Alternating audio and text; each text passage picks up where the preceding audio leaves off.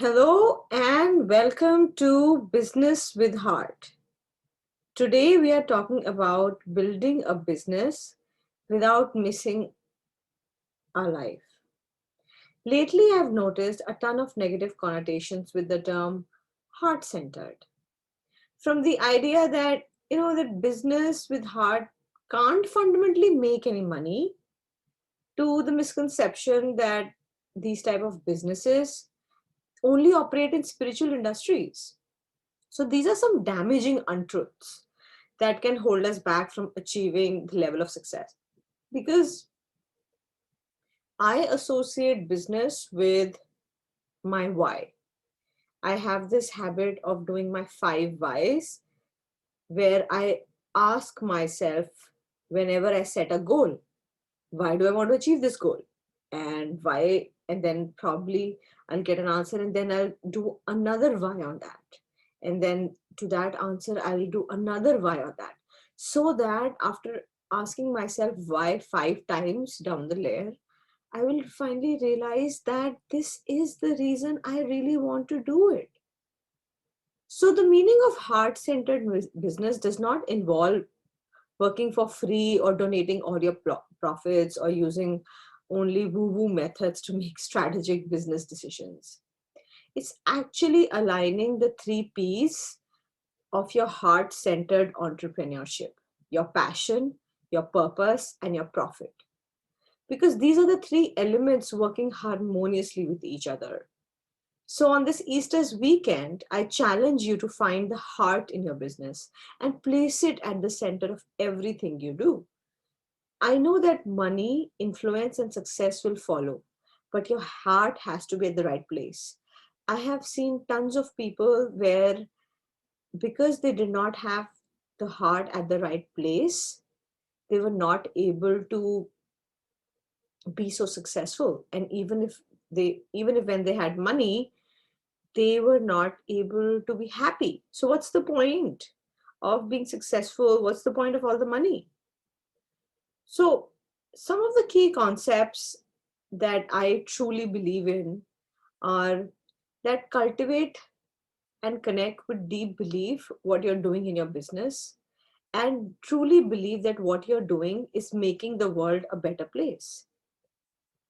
When I started teaching, I thought there are so many more educators.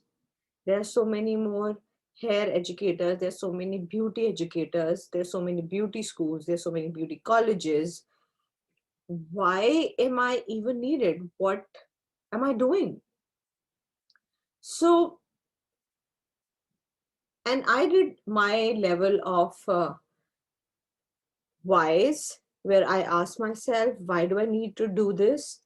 And it came down to because I want to fuse or stitch together business, beauty, and technology.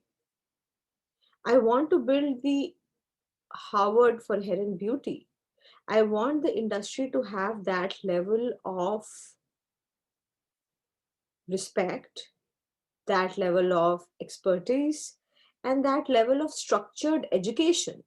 I want the community to have more uniform standards so that when someone graduates from beauty school, they're not blank as to what should their next goal be. They're not blank as to what their next program should be. I got this perspective when I was a computer science engineer.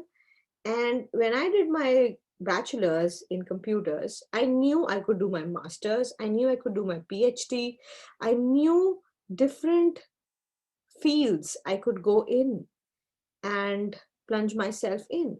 However, when I graduated from beauty school, there was nothing structured as such. You do what you want to do, wherever you want to do, how you want to do. That's, to me, that's non-structured. And I want to truly change that because hair and beauty has been in existence way before technology came in, right?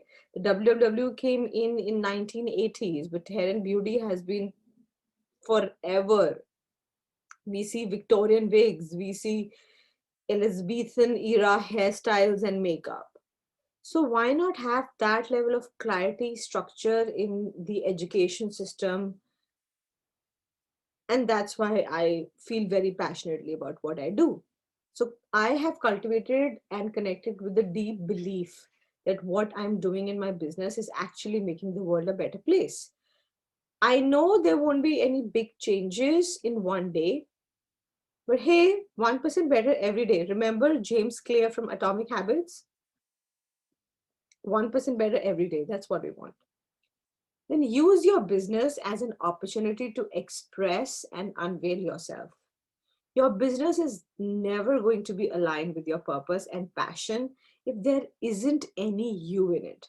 So don't think that you have to be, sound, or look like anyone else in order to have success in your business.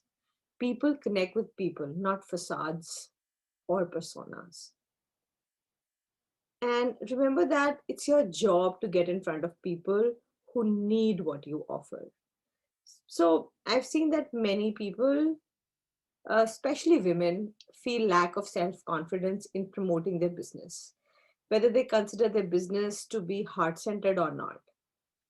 So, when you believe that what you're doing is making the world a better place and improving the lives of your customers, you have a duty to find and connect with people who will benefit from your service or products. I know that the society is oversaturated, social media is oversaturated with information, notifications grabbing for our attention, but I think we should spend some time brainstorming and then executing strategies that cut through the clutter and draw in the customers who need you and your business. A perfect recipe for this is location. Think how your business is going to be. Is it going to be online or physical? Then think how are you going to message? How your purpose or your product or your service will improve your audience's life, and how are you packaging it? The next thing that has actually worked for me a lot is relationships. Creating real relationships with people, community, and over delivering on value every time has made me a client magnet. Right now, I'm renovating my salon, I'm upscaling it. And in spite of that, I have people checking on me every week. When are you reopening? We are waiting for you. That kind of trust relationship only exists because I have put my heart in it. I have genuinely served them and I truly love them.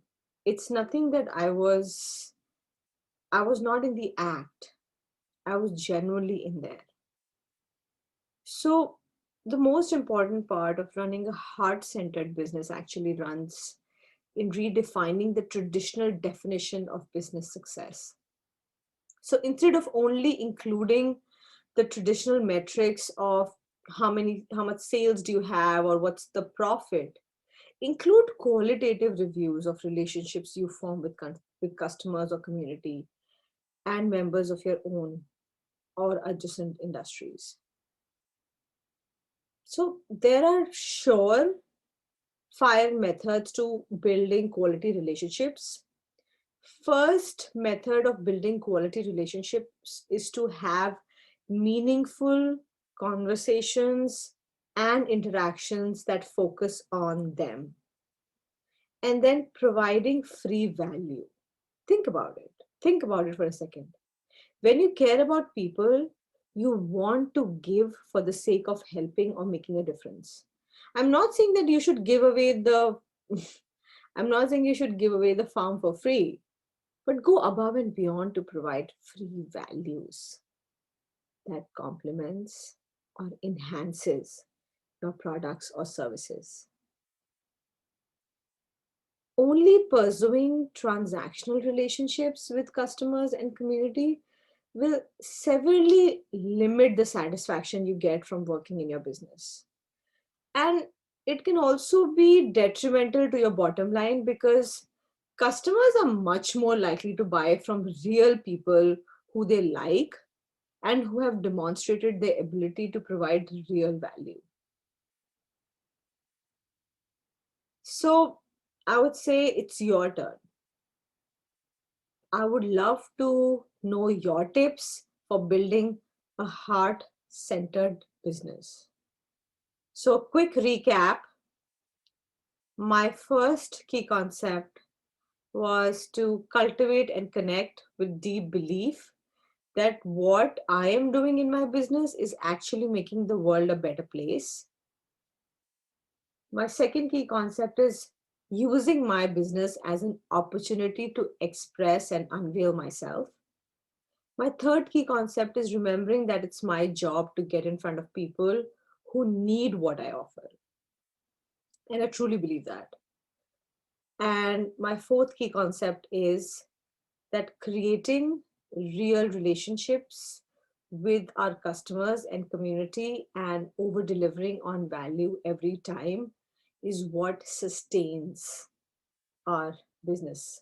That's what I call customer retention. Think about it. You also go to restaurants, boutiques, malls, and oftentimes there are self checkout cards. There's so much technology. Amazon Go is grab and go. There is no human interaction. There is no meaningful interaction. Now think of a place where you go and you have a nice time. You chat with the person, you get to make a nice coffee. They have amazing coffee collection. They ask you if they need tea, water, coffee, or any soda. They have meaningful conversations with you. The ambience is nice. You feel relaxed. You feel pampered. They talk to you and they share about their life. They ask about your life, and you genuinely have a good conversation. Why wouldn't you go back? The service was good, the product was good, the experience was good.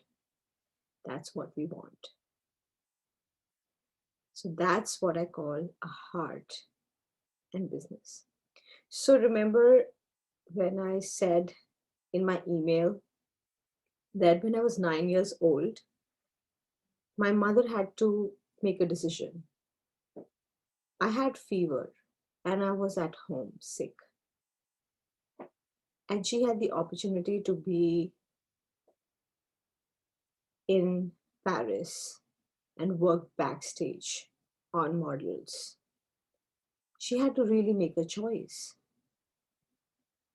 That was one of those days where I saw how tough our lives can be, because you can only miss your child's first step once. So I saw my mother making a decision then, and that came from a place of business with a heart. And that's what I want for myself. And that's the message that I would like to give to all my community people. Have your business with a heart. Truly believe in what you're doing. And together, we would be so much more happier and satisfied in what we do. So now I want to hear what you have to say. And I would love to hear from you your tips for building a heart centered business.